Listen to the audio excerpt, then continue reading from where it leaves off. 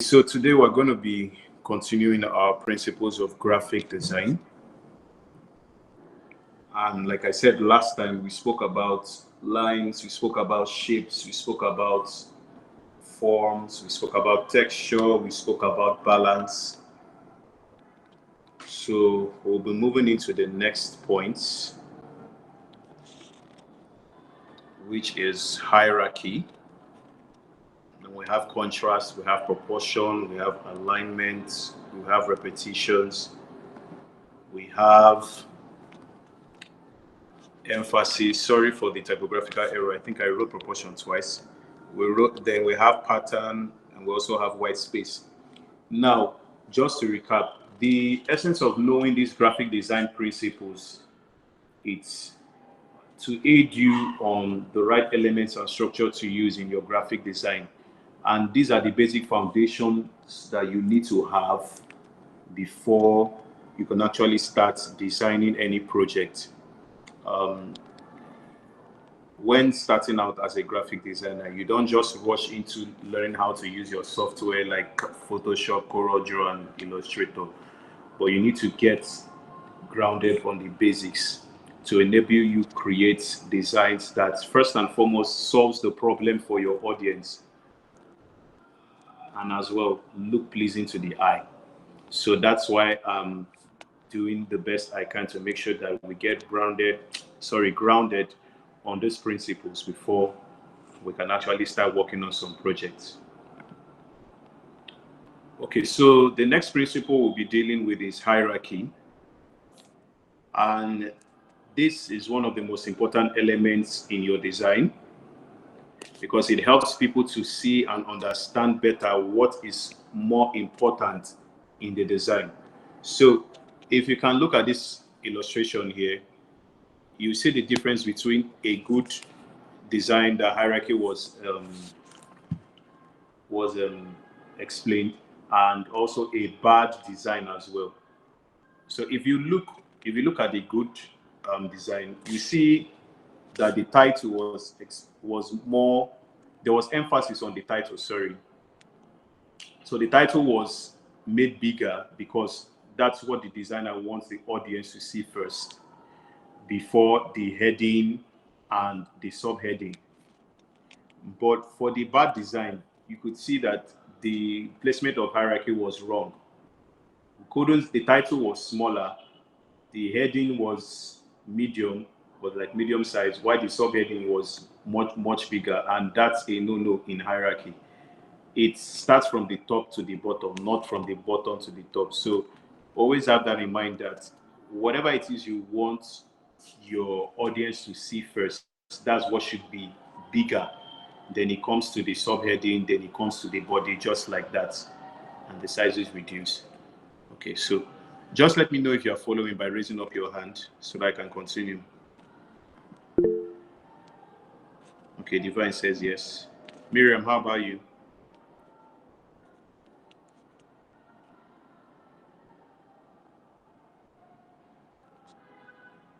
Okay, that's good, cool. So over to the next one. Contrast. This is one of the most common graphic design principles, and every graphic designer must dominate it. So basically, contrast refers to the difference between the elements in your design. For example, if you look at the illustration here, you still see the difference between a good contrast and a black contrast. Now let me break it down. If you are making a design that has a dark background, then your text or the elements that you're going to use on the design, such as shapes, texture, and all that, should be light. Why it should be light is so that it could be easily seen. If you look at the illustration here, the one that marks good, you could actually see the contrast written on the dark background because it's making use of the color green. And green is a bright color on this dark background. That's why the contrast can be seen. But if you move over to the bad design, you see that you're actually struggling to see contrast written on the background because it was using a red color. It's using a red color It's using a red color, but a dull red color that also looks similar to the dark background. So that's why it can't be seen.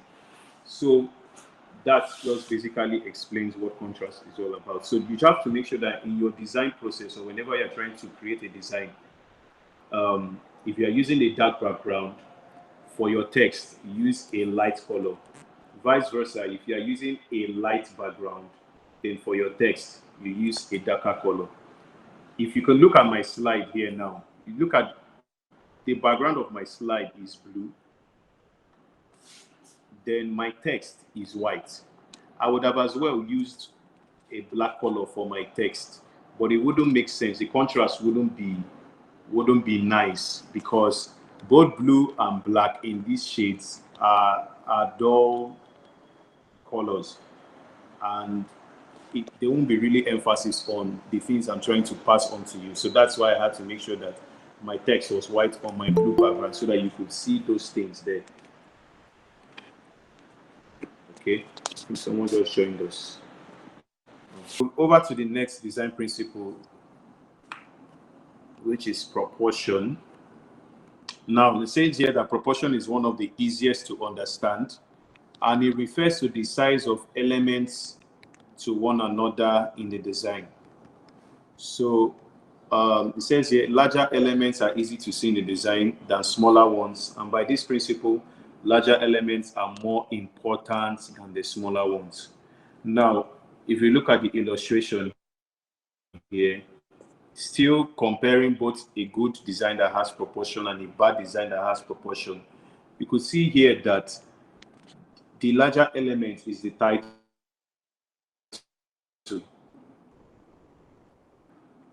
then comes with the other circles, the two circles attached to it.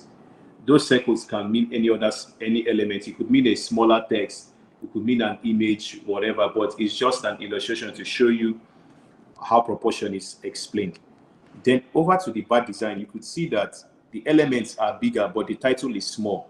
And that's not really a good way of passing a message in your design to your audience. Remember that I said whatever it is you want your audience to see first, especially when it comes to headlines or titles.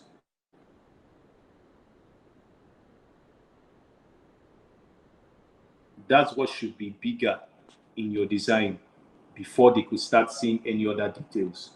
Remember, you're trying to solve a problem, you're passing a message. So if your headline or your title is small and your body was to attract your audience first before they could start reading the body of design. Hope you guys are following. You could send a hand wave so I can continue. Okay, Divine is following. Miriam, favorite. Okay, you're following. So to the next design principle, we have alignment.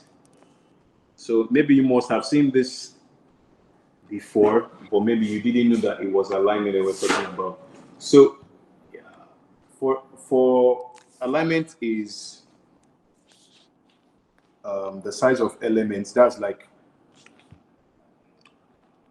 it's just a way of arranging your elements or text to a particular direction. If you look at this illustration here or the picture, you see that we have 4 types of alignments, and please take note of them. We have the left alignment, we have the right alignment, we have the center alignment, we have the justified alignment. Now, the left alignment simply means all your text is aligned to the left. Same thing for the right alignment, all your text is aligned to the right. Center alignment, all your text is aligned to the center. Then for justified, it simply means that your text it's properly arranged both at the left and at the right. So it's not aligned to the left, it's not aligned to the right, it's not aligned to the center, but both each sides are equal. That's just what justified means. But the downside of justified is you might see some spacings in between these texts here. And if sorry, let me go back.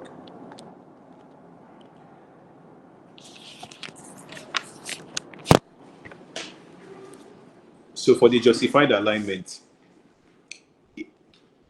you can see spacings between some words, and it's sometimes it doesn't really come out well, especially when the number of words in each sentences are very small. So it's very important that if you are going to use the justified alignment, you should have more text, more lines of text, or more characters in your lines. You understand? So when you apply the justified alignment, it will come out well. I'm sure maybe you must have seen some of these things in your Microsoft Word. If you guys have used Microsoft Word before, you might see some text. You might be typing, and if you want everything to be aligned on the left, you see a particular button for that. I don't know if can you guys confirm. Hope you guys can use Microsoft Word, or you've not used it before.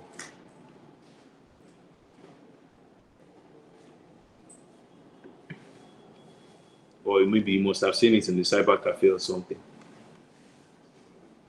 Okay, Miriam says she has. Favorite, how about you? Divine, how about you?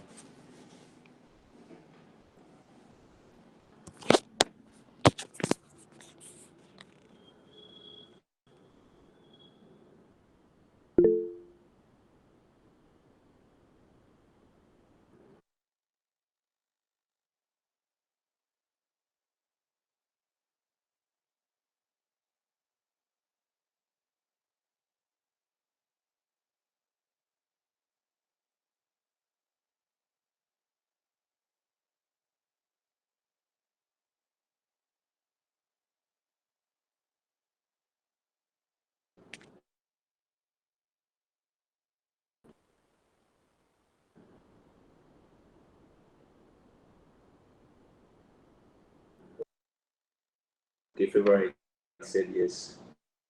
Okay, okay. Okay, so that's good. So let's continue. So, can you people hear me?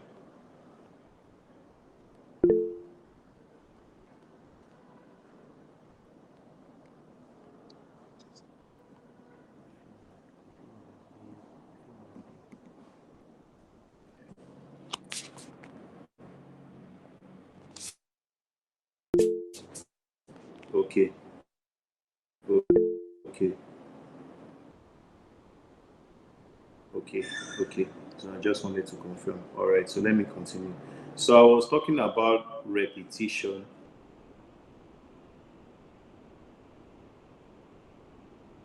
I said it just repetition helps you to unify elements in your design or your project. So repetition can be applied in different ways. You could use color for repetition, you could use shapes, you could use fonts. That's what it means. That's another word for typeface, fonts. Right? You might see some designs where some specific patterns or elements are repeated in the design. It's just for emphasis, and it creates some form of class, or by the end of this class I'll show you guys some examples where most of these design principles or all the design principles are being applied in those designs, so we could actually discuss more about that. Okay, so over to the next one here, proportion.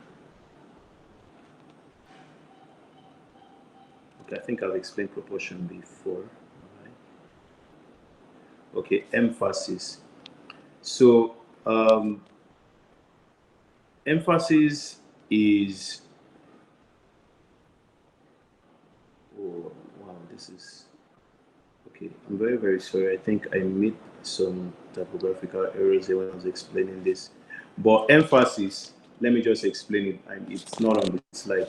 So emphasis simply talks about you in your design knowing what comes first, or knowing what you want your audience to see first. It's just similar to the hierarchy principle. Okay, so pattern. I think I'll be stopping here for today. So pattern refers to the repetition of multiple graphic elements in your design, working together to create an eye-catching and harmonious design. Now, if you look at the illustration, between the good and bad, you could see in the good design here, you see patterns are properly arranged and their repetitions are in order. But for the bad design, you could see how some shapes are smaller than the other, you know, and other things. So whenever you want to apply pattern in design, you need to make sure that they are both equal in shape. Sorry, they are both equal in size and equal in color. So if you don't just use purple, if you want to use a pattern or a pattern that has a purple color, make sure that everything is purple. If you want to use purple and orange, then it should be purple and orange. But don't try to mix too many things together because you are trying to pass a message to your audience. It's just a way of beautifying your designs, anyways. So that's why I said I have to explain it. And it's one of the principles of design. So, okay, so white space is also known as negative space, and it refers to the area of the design that is empty, that doesn't include any design elements. And this is one of the very most important aspects of design. Now, how you can differentiate between a good design that has white space and a bad design that doesn't have good white space is the way you size your elements, or the way you increase the size of your elements or your images or your text. If you look at the good design here, you can see that the circle, its proportion, it is at the center of the design, giving room to breathe, or giving room for the design to breathe. You understand? There is space. But if you look at the bad one, you see how the circle is trying to cover every single place. So it's not making your design attractive. It's not giving that room for your audience to see other things in the design. And it's very, very important that in design, whenever you're trying to create something, make sure that there is space in between your text and shapes so that you can be able to read one thing from the other, or one thing first before the other. You understand? Don't try to put too many things all at once, because when you do that, it creates this form of um, unbalance in the design, and people are not going to actually focus on reading it or knowing whatever information you're trying to pass. Right. Now, explaining the name negative space, I want to use another illustration for that white space, and which is the FedEx logo. Now, if you look at this FedEx, I'm sure we know FedEx now, a very popular brand. So if you look at the FedEx logo, you see between the letters E and X, there's an arrow. That's like a negative space, a negative space that was portrayed between E and X. The essence of that was to pass a message. Aside them just showing you this is our brand, but they included a white negative space portraying that arrow, signifying a form of movement, signifying direction. So that's another form of white space. White space can be used as negative space. So it's not just only the space outside the elements or surrounding the elements of your design. It could also be used as a negative space in logos. I'm sure maybe actually when we start doing logo designs in our class and all those other things, I will explain more on negative space. Okay, so I think that will be all for today. The assignments will be dropped in the Slack channel and the WhatsApp group, so that you could also do well to do our assignments. Then also the videos for both our first and second class, and also today's class, will be dropped on the YouTube channel. You all will be notified on the Slack channel and on the WhatsApp group when those links are out, so that you can go and watch those videos and come back with your questions.